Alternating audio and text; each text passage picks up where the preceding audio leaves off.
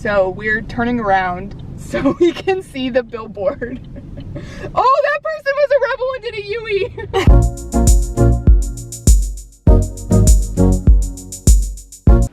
Hello everyone and welcome to my channel. My name is Pinball Jen and in this video we are going to the Women's World Pinball Championship. That's right, I said it, the Women's World Pinball Championship. This year, the event was hosted at Antarium in Schaumburg, Illinois.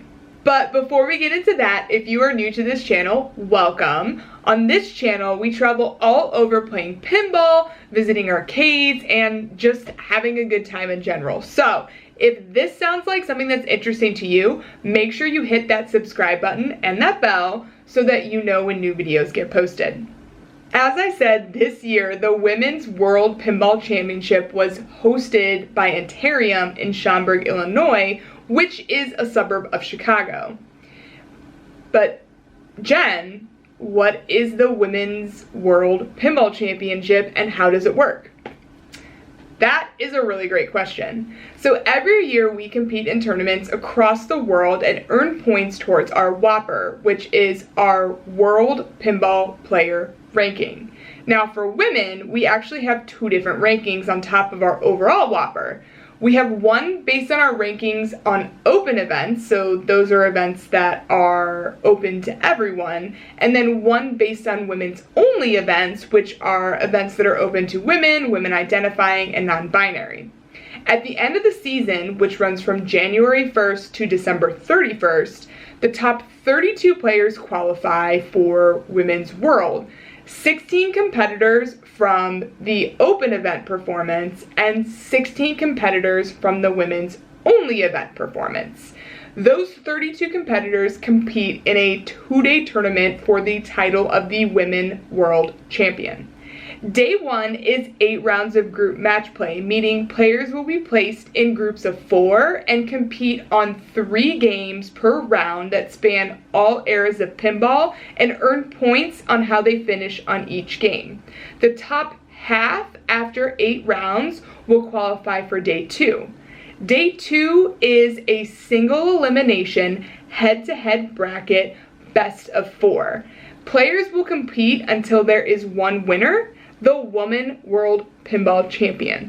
Now, this year, I did not immediately qualify to play in Worlds. I was actually the 4th alternate. But since the event was in Chicago, and being that I'm from the Midwest, which makes things totally drivable, I decided, why not? Let's go. Best case scenario, I got to play in Women's Worlds. Worst case scenario, I spend an amazing weekend in Chicago. And it did not take much to convince my best pinball friend Bree to spend an amazing weekend in Chicago with me. For those of you who didn't watch the event on stream, no, I did not make it in. I was actually the only alternate that showed up, meaning that if one person did not show up, I would be in to play. And I had a glimmer of hope for about 5 minutes as they were waiting for one final competitor to show up, but she literally walked in right at the last minute, meaning I didn't get in. And you know what? I'm okay with that because the hardest thing about playing in women's tournaments is that you get to know everyone, and a lot of these competitors are some of my really good friends. And so it's difficult, and I would have felt guilty if I would have gotten in just because she was 1 minute late. So again, it also goes to show the seriousness of this and that the organizers were not messing around. So she ended up getting to play. I'm 100% okay with that, and I got to have a really great weekend in Chicago. Not only did I get to see the Women's World Finals while I was there, I also got to compete in 2 tournaments. There was one that was at the famous Logan Arcade. The other one was at Antarium, and I actually made the finals at the Antarium tournament. However, I sadly, or maybe not so sadly, lost to Bree, who got to walk home with an absolutely amazing trophy. So overall, tournament-wise, it was a really fun time.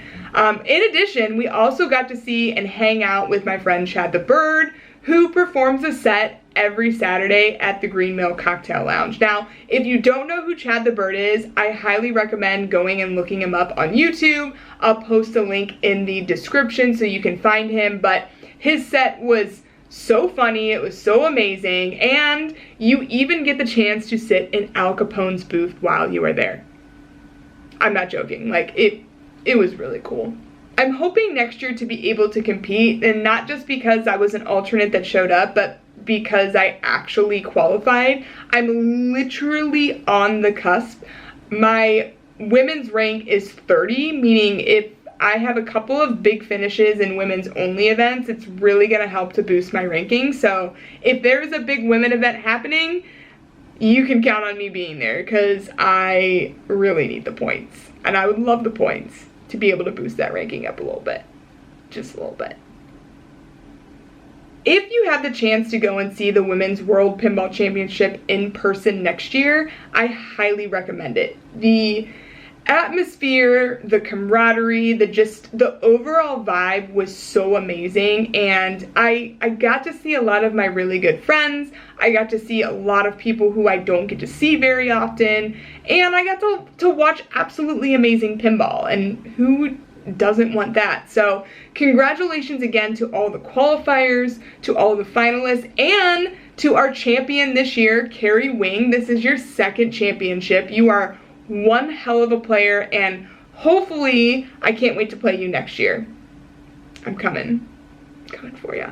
If you liked the video that you saw, make sure you hit that like button so that you can spread the word not only about women's pinball, but just pinball in general. And if you want to know when new videos get posted, make sure you hit that subscribe button and that bell so that you can be the first to know when I post a new video.